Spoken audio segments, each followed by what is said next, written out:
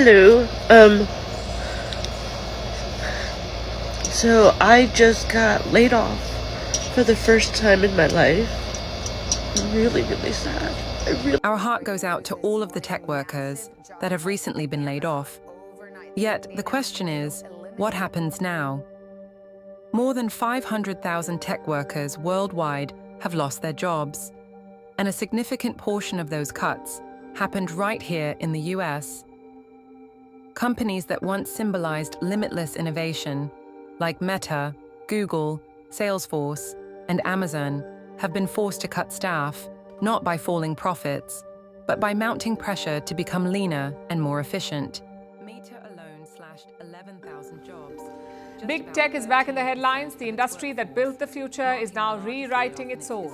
They're cutting jobs. They're restructuring terms of engagement. Public layoffs to quietly trim staff across key revenue divisions like search, ads, and commerce.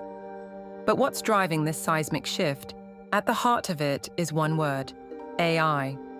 In many cases, AI hasn't just reshaped roles, it's replaced them entirely. According to a 2023 report from Goldman Sachs, AI could automate 300 million jobs globally in the coming years. In programming alone, 27% of US roles disappeared between 2022 and 2024, based on US Bureau of Labor Statistics data. Salesforce CEO Mark Benioff recently acknowledged the impact directly, stating, "AI is doing 30 to 50% of the work at Salesforce." That number isn't hypothetical, it's operational. Tech workers now find themselves facing a new reality, not just fewer jobs, but fewer high-paying jobs and increasingly precarious working conditions. Average tech salaries have dropped by 12% nationally.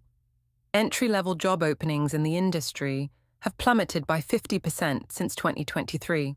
Meanwhile, hiring freezes and restructuring continue at Amazon, Microsoft, and other giants. By May 2025, the official tech sector unemployment rate stood at 3.4 to 4%. But that doesn't tell the whole story. Those numbers don't account for the explosion in freelance contracts, gig work, or underemployment. Platforms like Upwork, Fiverr, and TopTal have become havens for displaced developers, designers, and data scientists. Though most of these roles come without benefits or job security, the shift isn't just economic, it's geographic and sectoral too. According to an analysis by PwC and CompTIA, only 32% of laid-off tech professionals manage to find new jobs in traditional tech companies, usually in smaller or less established ones. The rest have moved elsewhere. 10% have gone into finance, where demand for cybersecurity and data analysis has remained strong. 8% transitioned into consulting. 6% entered healthcare amid a wave of digital transformation. A growing number have landed in logistics and manufacturing, helping these sectors adopt smart technologies. Even the public sector has opened its doors. US government agencies like the Department of Defense and CISA are actively recruiting cybersecurity and AI professionals, offering stability and mission-driven work, albeit at lower salaries. But not everyone has landed on their feet. Among those laid off, only half found a new role within 6 months. Women were hit harder. Just 31% of laid-off women found a new job within 3 months, compared to 38% of men, according to internal labor analytics from tech recruiting firms. Mid-career professionals, those with 10 to 20 years of experience, often face bias or assumptions of outdated skills. And for recent grads, it's even worse. Entry-level job availability has shrunk by half since 2023. By mid-2025, the unemployment rate for college grads in tech stood at 6%, almost 2 percentage points higher than the national average. This has created a dangerous two-tiered job market. On one side, senior AI specialists, system architects, and automation engineers are earning over $200,000 a year in cities like San Francisco or New York. And on the other, entry-level or generalist candidates are stuck in a hiring freeze. facing wage stagnation or contract work. So, what are displaced tech workers doing to stay relevant? A growing number are turning to education and reskilling.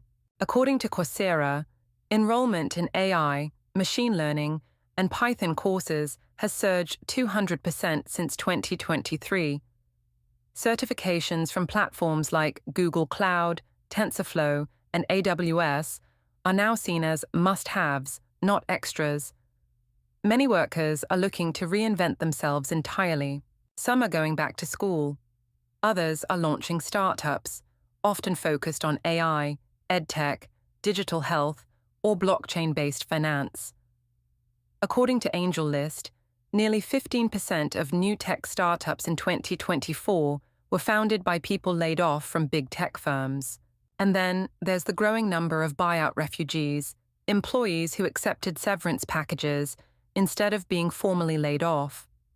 These programs, increasingly used by companies like Google, Meta, and Salesforce, offer extra pay and benefits in exchange for voluntary exits, allowing firms to quietly reduce headcount while avoiding headlines. But one question looms: what happens next? The tech industry is clearly not dying. If anything, it's evolving under pressure and at breakneck speed. AI isn't just a tool, it's now the backbone of every major business process. Cars that drive themselves, algorithms that detect cancer, systems that write their own code.